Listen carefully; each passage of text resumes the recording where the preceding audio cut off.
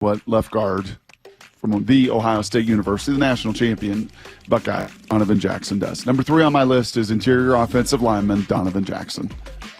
6'4", 315. Salk, if you've listened to me the last couple days about Josh Connerly, about Kelvin Banks yesterday, you heard me say the same thing. 5-star, 5-star, 5-star. Donovan, 5-star.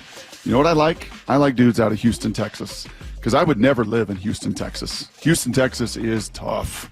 To play football in Houston, Texas in July and August, that's some grown man stuff right there. You're talking 100 humidity, and you're a big man doing that. It's exactly what Kelvin Banks did. It's exactly what Donovan Jackson did. Donovan a little smaller than Kelvin and Connerly, just by an inch, but he's 6'4", 315 pounds. He's long, 33.5 inches. Usually you slide in and play guard. Usually you're the number 1 guard prospect in America, as he was, because you're a little shorter armed, right? Usually when you're 6'4", 315 with 33.5, you're a tackle. Donovan's not a tackle. He's a guard. Did he play tackle, slide out last year? Yes. Was he fine with it? Yes. But the dude is a grinder, is a growler, is a finisher, is a dominant player at guard. 4 years, 3-year starter at Ohio State, 4-year player. 53 games played, 40 starts. Grown man. Also jumped 9 feet. Also rep 225 32 times. I give you all these That was the broad measurables. jump, right? Not the high jump? Yeah, that was the broad jump, 9 feet. not the long jump. No, vertical was 32 and a half. That sounds more right. Again, 10 inches, 12 inches more than Salt. What were you, 22 and a half? It's not about me. 22 and a half, 32 and a half. Not about me. What was G. Scott before he tore his Achilles tendon? He was probably north of 32 and a half inches.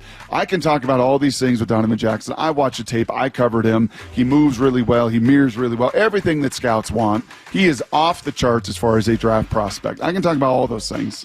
But G. Scott knows the human being. And not in an interview process, Salk. Not in a top 30 visit. Years and years and years and years together that his son was there with Jackson, grinding all the way to, again, ultimately win the national title. So, G, talk to me about the person that is Donovan Jackson. First of all, let's start off with this. If he's there at number 18 for the Seahawks, no question you pick up that interior guard at that spot. If the Seahawks get him, first of all, he's going to be a 10-plus year pro. Secondly, you bring up the fact, because sometimes you hear like, well, what about this player from this college? And what about this player from this college? Let me give you an analogy so that everyone can understand. Have you ever heard the old saying, that person is a 9 or a 10 in Seattle, but they are a 6 in LA, right? You've heard that before. Well, let me just tell you this.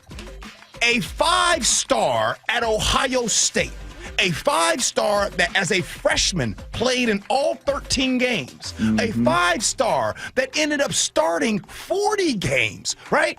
At Ohio State, I'm telling you, is better than anything at Oregon, anything at UCLA, anything at a lot of these places. So not only are you getting a 5-star from a place, an elite institution right there. Now, besides the way he plays, right? Besides his measurables that you guys are talking about, because Brock loves that part of it, the last part is this. As a human being, as a person, as a leader, where he comes from, his parents, all of it. Remember I said this.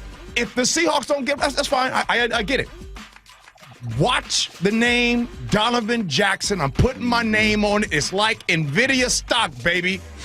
That dude is going to be a dog for 10-plus years in the NFL. Yeah, G may be a little biased when it comes to the Ohio State, as he should be. Yeah. As he should be, as his son has been there for 5 years and won a championship and everything else. As a non-biased observer of programs in all of college football, Ohio State is demanding. Ohio State gets you pro-ready. There's a reason the guys come out of that place, Salk, and are not overwhelmed by the NFL. Because entitlement, it gets cut off once you walk into that, what is it, Woody? In the Woody. In the Woody?